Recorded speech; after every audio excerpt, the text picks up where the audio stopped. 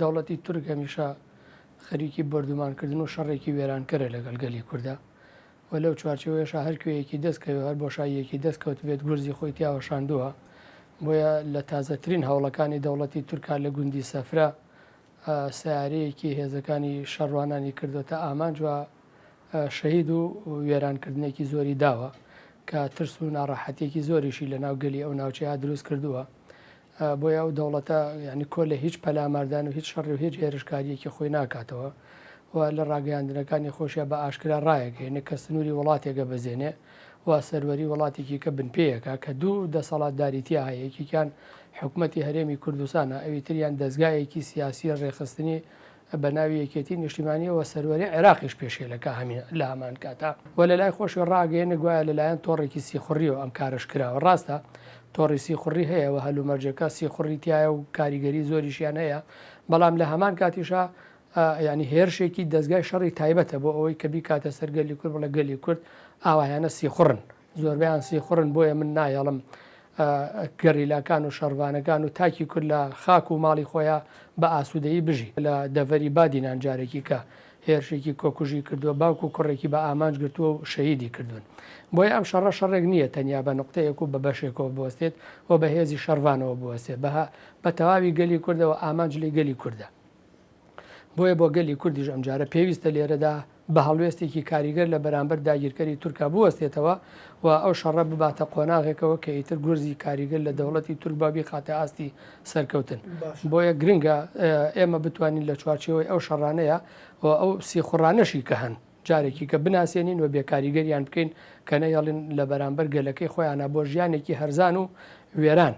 کۆیلەیی قبول بکەن و لە بەرامبەر گەلی خۆیانە بەکاریان بهێنن دیارە بە پێ ڕێکەوتنە جیهانیەکان شەڕێژ یاسای خۆی هەیە پێویستە و یاسایانە بن پێ نەکرێت بەڵام دەوڵەتی تورکیا هیچ یاسایەکی پێوە نەماوەیانی شەڕێکی قرێژی لە ناوبەر بەڕێوابات کە پارچە پارچەکردن کۆمەڵ کوشکردن سووتاندن هەموو شتێک لە بەرامبەر گەلی کووردا بەکارهێنێ و باکێکیشی لێ نیە و کۆمەلگەی نێودەوڵەتیش لە بەرامبەر ئەمەدا بێباکە و هێزە کوردیەکانیش هەمدیسان بێباکن بۆیە پێویستە هێزە کوردیەکان بۆ مانای کە کوردستانیان بەخۆیانە ناو خاوەنداری لە خاک و لە نیشتیمان و لە گەلی خۆیان بکەن و بەرپرسیار بن لە بەرامبەر ئەو هێرشانەوە هەڵوێستی خۆیان پیشان بدەن کە ئەوە داگیرکەری تورکە لە بەرامبەر براکانی ئەوان لە بەرامبەر شەڕوانەکانی ئەوانە شەڕەکات و ئەگەر ئەو شەڕوانانە لەو شاخانانە بن ئەوان لێرە ناتوانن دەسەڵاتدار بن و بمێننەوە بۆیە گرنگە ئەو هێزە سیاسیانەی باشوور هەم یەکێتی هەم پارتی دیموکرات کە دوو حیزبی بەڕێوەبەری باڵادەستن لە ئەرێمی کوردستان و لە باشووری کوردستانە هەڵوێستەکانیان ڕوونتر بکەنەوە بەرامبەر بە داگیرکەری لە جیاتیەوە بکەونە خزمەتی پرۆسی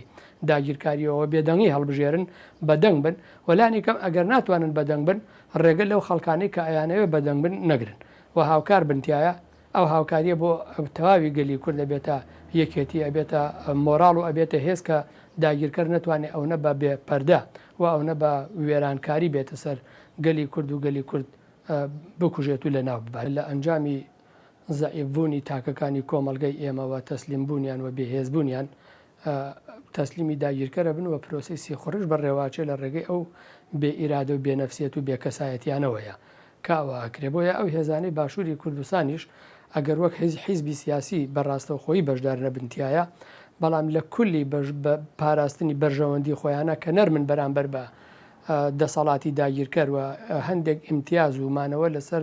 دەسەڵات و کورسیەکانیان هەیە ئەم بێدەنگیە بۆ خۆی زمینەیەکی دروست کردووە کە کاری سیخوڕی بتوانێت بچێتە پێشەوە بەکار بهێنرێت بۆیە ئاخیزبوونی ئەو دەوڵەتە داگیرکەرانە بەناو شانەکانی ئەم ڕێخستانەی باشووری کوردستانە هەیە و درێژەشی هەیە دیارە دوو هۆکار یارمەتی دەرە بۆ ئەوە هەڵهەڵەیەکی بەرەی کوردستانی ئەو کاتی کە ئاڵوگۆڕێک لە باشووری کوردستان بوو بە ناوی عەفوکردنی جاشەکانەوە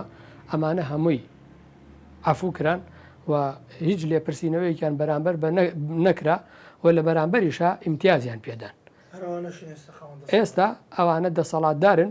و ئێستا ئەوانە زەرفەتی کرانەوەیان بۆ کاری سیخوڕی هەیە و ئەتوانن بەکار بهێنرن بۆ دژایەتیکردنی تێکۆشانی ئازادی گەلی کورد بۆیە ئەم دەرفەتە بە خراپ شکاوە بەسەر کایی سیاسی گەلی کووردە لە باشووری کوردستانە و جارێکی کەش هێڵی تێکۆشانی ئازادی لە جیاتیەوەی تۆڵەی تاک بە تاک پسەنێتەوە لە سیخوڕەکان ئەوێ پرۆسەیەکی ئاشتەوایی ئازادی فکر و هزر بۆ ئاڵوگۆڕ دروست بکات کە ئەمەش جارێکی کە هێزێکی بەوان داوەتەوە کە لە باشووری کوردستانە ئەوان نایەنەوەی خوێنی برا بەدەست برا بەرژە چونکە هەمیشە داگیرکەری تورک ویستێتی لە ڕێگەی بەکارهێنانی کوردەوە کاریگەری کوردی ئازاد بچووک بکاتەوە دەسەڵاتخوازی و بەژەوەند پەرستی ڕێگرە لە بەرامبەرەوەیە ئەژینا گەلی کورد داوای ئەوە کات کە یەکێتێکی نەتەوەی دروست بکرێەوە کەجەکەش بانگوازیەوەکە بە ڕێز ئۆجلانیش بانگوازی ئەوەی کردووە کە بێن بە یەکێتی نەتەوەی پرسەکانی کورد چارەسەر بکرێت لەگەڵ دەوڵەتانی داگیرکەری کوردستانیش بۆیە پرسەکەی ئەو پرسێکی گەورە و فراوانە واوەی کە ڕێگریە کات بوونی ئەو دوو هێزەیە کە نایەنە پێشەوە لەسەر ئەنجامی بەرژەوەند پەرستی و دەسەڵاتخوازی و کورسی پەرستیە ئەگینا هیچ پێویست بەوە ناکات ئەگەر سەیری کێشەکانی نا ئەو دوو حیزبەش بکەن بەقەدەر هەموو مێژووی بەشەریەت کێشەیانتی هەیە و بۆشیان چارەسەر ناکرێت بەو شێوەیە ئللا لە ڕێگەی ئەوەوە کە بێن مل بن بە یەکێتی نەتەوەیی و لە چوارچەوەی یەکێتێکی نەتەوەی تێکۆشانی دیموکراتیکە چارەسەری پرسەکانی کورد بکرێەوە ئەوانیش وەکو بەشێک لە کێشەکان چارەسەری کێشەکانی خۆیان بکەن ئەگینا ئەو قەیران و کێشانی کە لە ناو یەکێتی لە ناو پارتیە هەیە هیچ کەسێک بەغیلی پێ نابە و هیچ کەسێکیش دڵی بۆی ناچێت بۆیە گرنگە ئەو دوو هێزە بێن لەسەر ئەساسی چارەسەرکردنی کێشەکانی خۆشیان لە ناو یەکێتی نەتەوەییە جێگە بگرن و ببنە پارسەنگێکی گرنگ بۆ ئەوەی بتوانین دوا گورزی سەرکەوتنی هێڵی تێکۆشانی دیموکراتیک و نەتەوەیی گەلی کورد بە سەرکەوتن بگەیێنین.